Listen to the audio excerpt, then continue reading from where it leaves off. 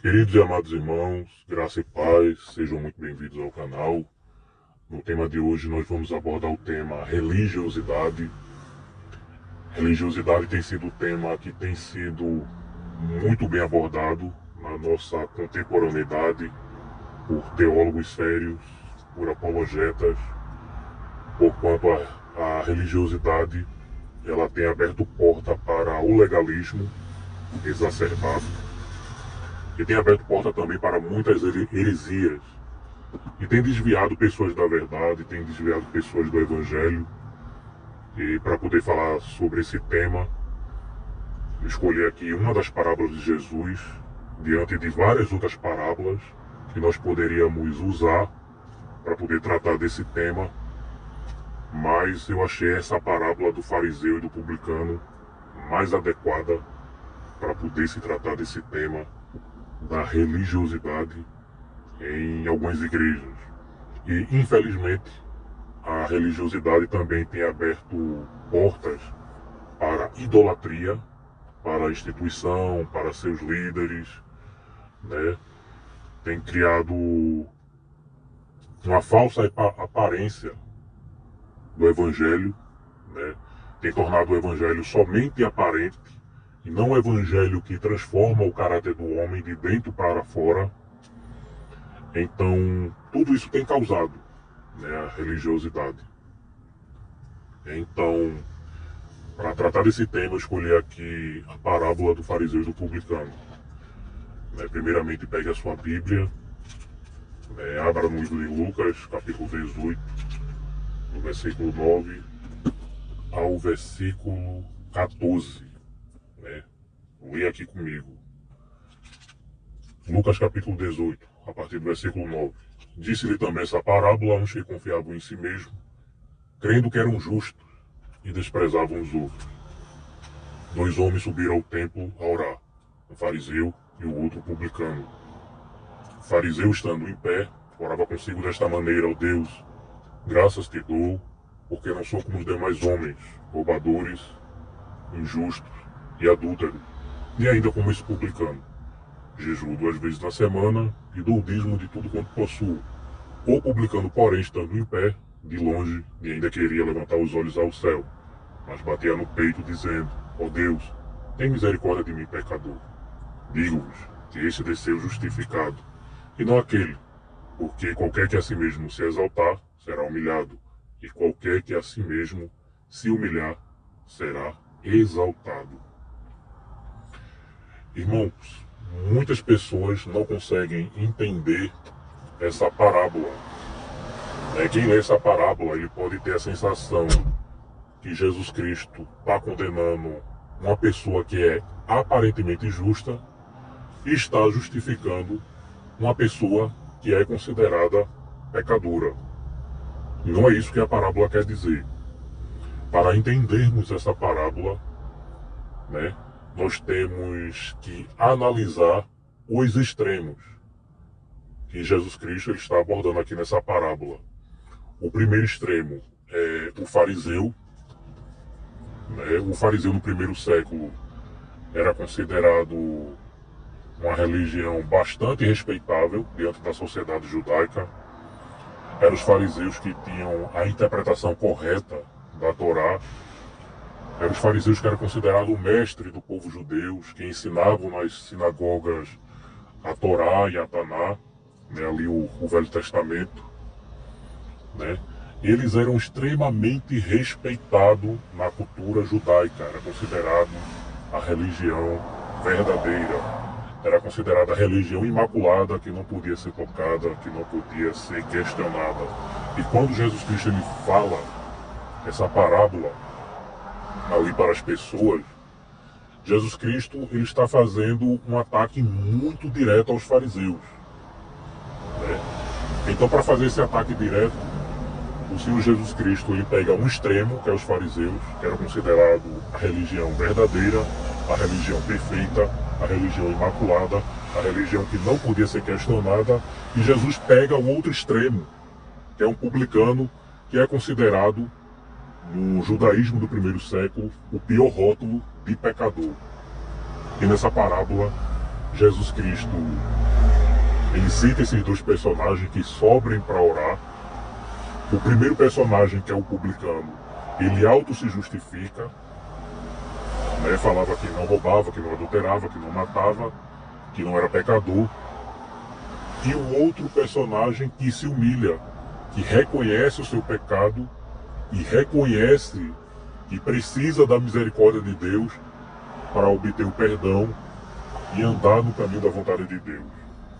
E o Senhor Jesus Cristo, ele diz que o publicano, ele desceu justificado e o fariseu, ele desceu condenado. Mas muitas pessoas, por não entenderem essa parábola, as pessoas podem pensar, né? Mas o fariseu, ele não tinha boas obras, por que Jesus Cristo está condenando? Primeiramente, você precisa entender que Jesus Cristo, ele não está condenando as boas obras do fariseu.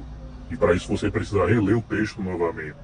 O Senhor Jesus Cristo, ele está condenando a autojustificação dos fariseus. Que era esse o papel dos fariseus do primeiro século. Eles gostavam de auto se justificar. Eles gostavam de aparecer para os homens. Eles gostavam de ser chamados de mestre. Eles gostavam de ser chamados de rabi. Eles faziam toda a boa obra a fim apenas de serem vistos pelos homens. Não era para Deus. Isso é autojustificação. Aquele que é justificado verdadeiramente por Cristo, como diz lá em Romanos capítulo 3, eles não faz coisa para aparecer. Eles não faz coisa para auto se justificar. Ele reconhece que é um pecador, ele reconhece que carece da graça de Deus e ele reconhece que precisa de Cristo. Essa é a diferença. Essa é a diferença. Mas tratando-se do tema religiosidade, deixa eu fazer uma pergunta para você. Você se identifica com alguma igreja que é igual à religião do farisaísmo do primeiro século? Considerado uma igreja perfeita, considerado uma igreja imaculada, considerado uma igreja de aparência, considerado uma igreja que tem reputação, né? Porque os fariseus, eles tinham reputação diante dos judeus do primeiro século. E reputação não quer dizer nada. Está escrito lá em Apocalipse, a igreja de Laodiceia, se eu não me engano: eis que tens o nome que vive e estás morto. A igreja de Laodiceia, ela tinha reputação, mas ela não tinha vida, ela não tinha Cristo. Não adianta ter reputação, né? E não ter vida, não ter Cristo, não ter o amor, não ter a caridade.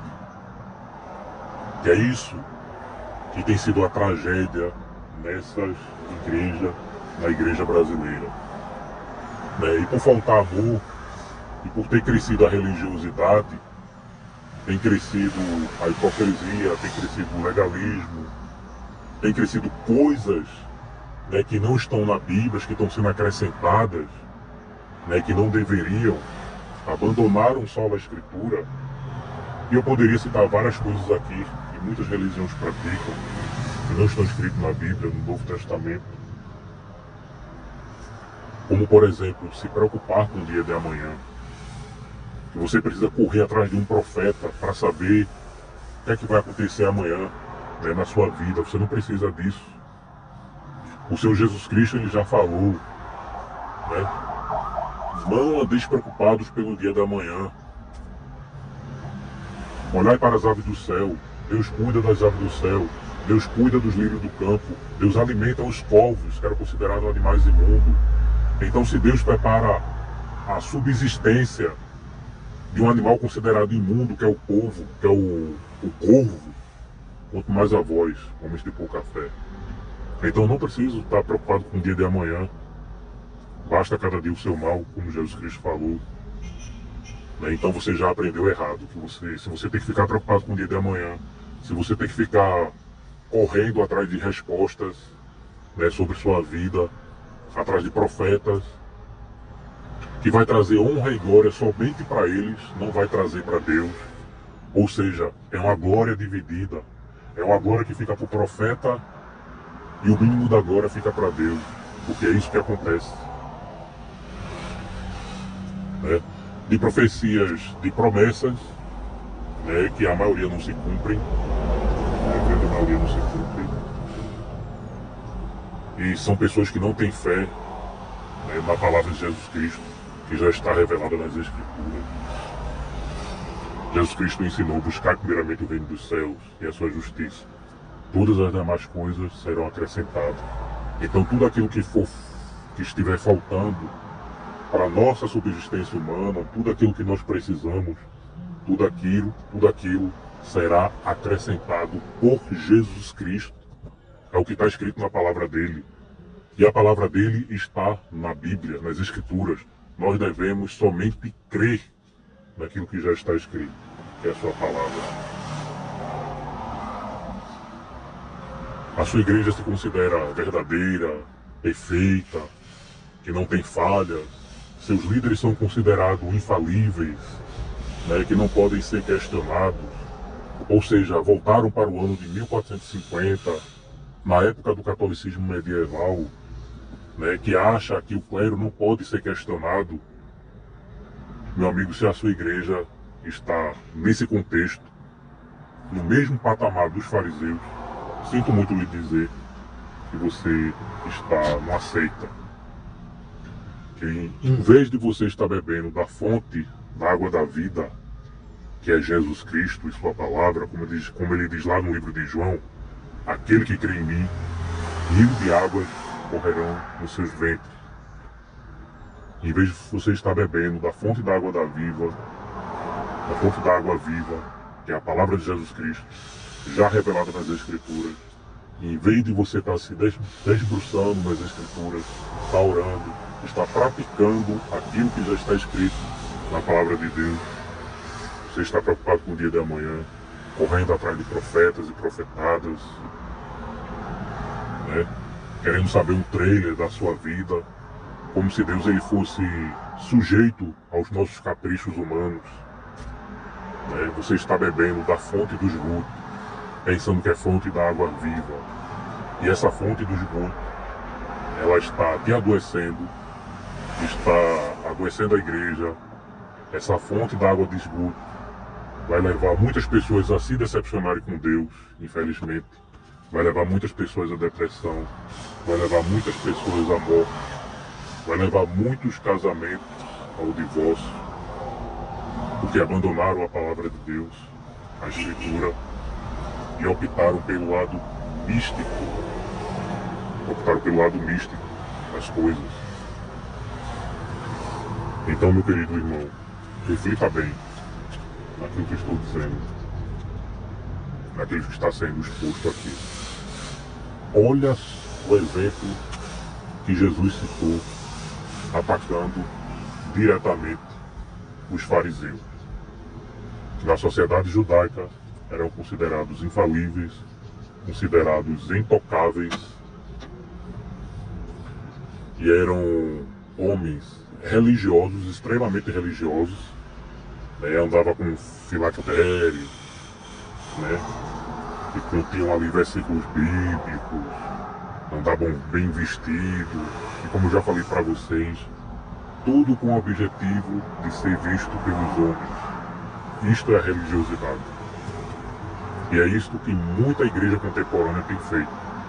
Tem abandonado a simplicidade do Evangelho e tem abraçado essas vaidades para a vanglória de seus líderes. Somente para isso. Tá bom, meu irmão? Não vou me prolongar neste vídeo, né? Espero que você reflita, nessa leitura desse texto, que você aprenda que a justificação ela é feita somente, pelo sangue de Jesus Cristo, pelo ato que Jesus Cristo ele já fez na cruz, para que a partir do momento que nós cremos nele, aceitamos eles, recebemos eles, através da fé que Deus mesmo colocou em nós. A fé não é nossa, a fé ela é um dom de Deus, como está escrito lá em Efésios capítulo 2,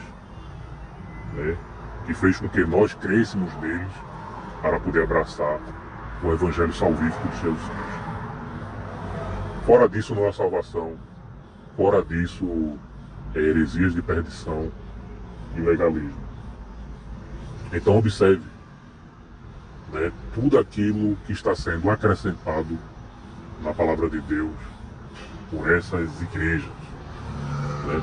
Conjunto de regras e regras e regras e regras que não estão escritas na Bíblia, muita regra e pouco evangelho, pouco ensinamento bíblico e o sol da escritura lançado na lata do lixo por essas igrejas. Tá bom, meus amados? Esse é meu vídeo de hoje. Fiquem na paz.